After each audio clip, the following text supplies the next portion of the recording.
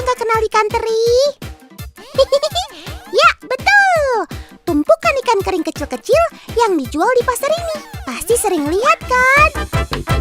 Tapi udah pada tahu belum? Kalau ada 144 spesies teri di seluruh dunia loh. Wow! Jadi kalau kenalnya cuma teri jengki sama teri Medan aja, sini gaul sama Otan. Ngomong-ngomong, di tumpukan ikan teri itu pasti kan berjumlah ratusan bahkan ribuan ekor. Kenapa ya? Kok seolah-olah ikan teri nggak habis-habis meski dikonsumsi manusia hampir setiap hari? Otan kasih informasi. Diperkirakan ada 100 juta ekor ikan teri dalam sekali musim panen di seluruh dunia. Otan sih nggak heran, karena seekor ikan teri dewasa bisa bertelur hingga 5.000 butir. Cakep!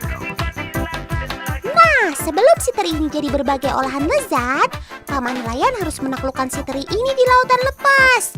Kalau gitu, Otan mau ajak kalian semua ikut paman nelayan menjala ikan teri di laut.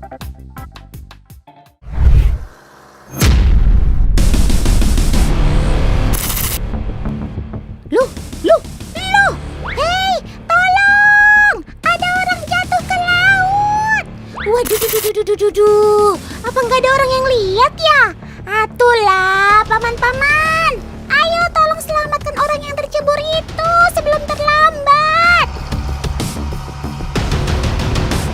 Yalah, kapalnya malah ninggalin! Gawat!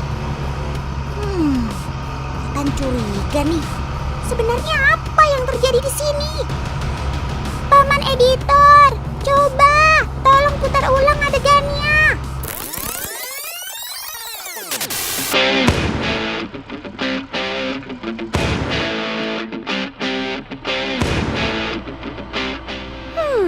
Kok ada banyak kapal berbondong-bondong melaut bareng gini? Kalau pemandangannya seperti ini, biasanya sedang memasuki musim ikan. Hasil tangkapan biasanya cukup melimpah.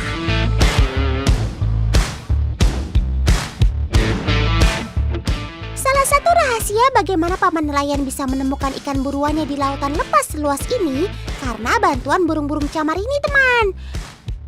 Biasanya burung camar akan berburu di mana ada ikan bergerombol. Jadi disitulah paman nelayan akan menuju.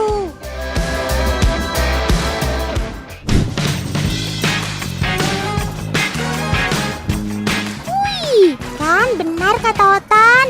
Lihat si burung camar yang menukik itu. Dia dapat ikan buruannya. Kalian lihat itu kan? Itu tuh, gemericik di permukaan air.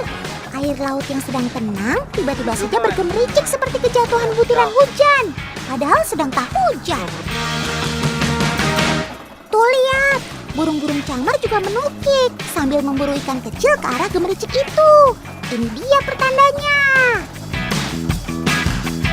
Sontak saja, paman-paman nelayan langsung bergegas. Biur! Ternyata ini tuh.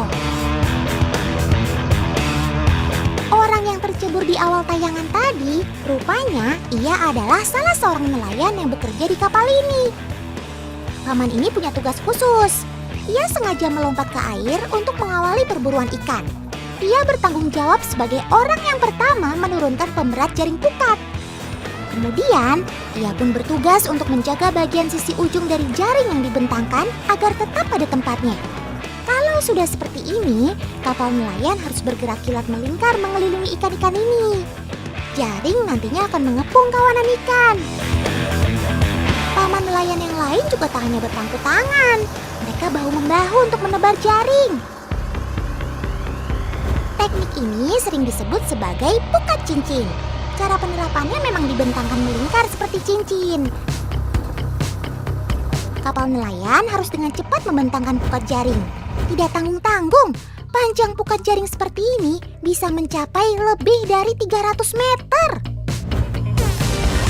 Sambil kapal melingkar menebar jaring, paman yang tercebur tadi menepuk-nepuk permukaan air. Bukan karena kurang kerjaan atau panik ya. Paman ini berusaha menjaga arah gerak gerombolan ikan ini agar tetap berada pada jangkauan lingkar jaring. Nah, sudah terkepung sekarang. 1, 2, 3. 1, 2, 3. Paman-paman ini tidak sembarangan menarik tambang dan jaring ya. Mereka harus bergerak cepat untuk mengurung ikan. Ruang gerak ikan makin dipersempit. Jaring pukat mulai menyempit. Dan itu dia ikannya. Wah, kalian pasti sudah pernah melihat sobat Otan si ikan teri ini dong. Sebentar, Otan cerita sedikit tentang ikan-ikan mungil ini. Namanya juga ikan teri, ukurannya pasti kecil dong ya. Ikan teri yang terbesar saja hanya berukuran 10 cm. Eits, meski begitu, gerakannya super lincah loh. Gercep pula, alias gerak cepat. Cakep! Nah, karena bentuknya yang kecil dan warnanya yang keperakan ini, ikan teri seringkali menarik perhatian dan menjadi mangsa ikan-ikan yang lebih besar loh. Waduh, beraninya sama yang kecil nih. Curang! Nah, kalau si ikan yang bening-bening bergaris biru ini, ikan apa hayo? Ya sami mawon teman, ini juga ikan teri. Namun, masyarakat Sangihe Sulawesi Utara menyebutnya dengan nama ikan bokos. Bahasa kerennya, si blue streak fusilier. Jadi rupanya istilah teri dipakai oleh masyarakat dalam bahasa sehari-hari untuk merujuk pada ikan berukuran kecil. Padahal jenis ikan yang dipanen bisa jadi berupa jenis ikan yang berbeda-beda, namun sama-sama berukuran kecil. Yang jelas, mereka sama-sama ikan pelagis dan berenang secara kelompok. Saking kompaknya, sampai matang di meja makan kalian juga selalu barengan ya sob. Nah, siapa yang doyan bener makan pakai teri? Ikan teri ternyata punya kandungan kalsium yang lebih tinggi loh dari ikan salmon atau tuna. Teri juga punya kandungan zat besi lebih tinggi dari bayam. Makanya, makan ikan teri bagus buat kesehatan tulang dan gigi. Tapi pilih yang teri basah ya, karena kandungan garamnya lebih sedikit daripada ikan teri kering. Kecil-kecil cabai rawit kamu sob. Biarpun kecil, tapi soal gizi dan nutrisi nggak kalah sama ikan gede.